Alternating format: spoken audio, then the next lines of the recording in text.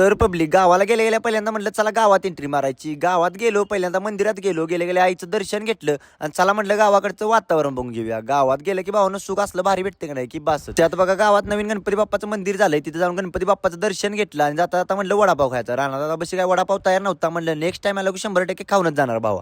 घरी गेल्या आई साहेबांचा हुकूम आला, कारण गावाकडचं काम तुम्हाला माहितच आहे. म्हैस आत बांधायची होती म्हणून असल्या कडक अशा उन्हात आहे का नाही बाहेर गेलो.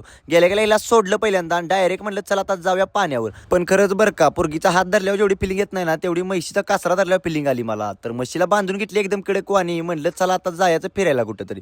त्या उड्यात बघतोय तर काय घरामाग आलेली तर वांडर, त्यात ह्यासनी ताणायचं म्हणलं की ऐकत नाही ती. थोडं पुढे जाते ती आणि हाय अशी परत मागे येते ती. 15-20 मिनिटं त्यासनी ताणली तर मी दमलो शेवटी आणि फायनली आलो उंडाळ्याला आलेला आव्या भाव भेटला आपल्याला आणि तिथनंच म्हणलं आता पुढे जाऊन बघतोय तर काय आपला संदेश भाऊ पण भेटला. भाऊनं तुमचं प्रेम आपल्या पाठीचे आहे त्यामुळे आपण इथंपर्यंत पोचलोय, असाच सपोर्ट शेवटपर्यंत राहू द्या. तेवढ्यात पियुष भाऊ म्हणला तर RX घेतो. भावांनो खरंच बरं का, या हत्यार सोबत असलं का नाही असं वाटतं आपण डागातच आहे, फिलिंग डागातच असते.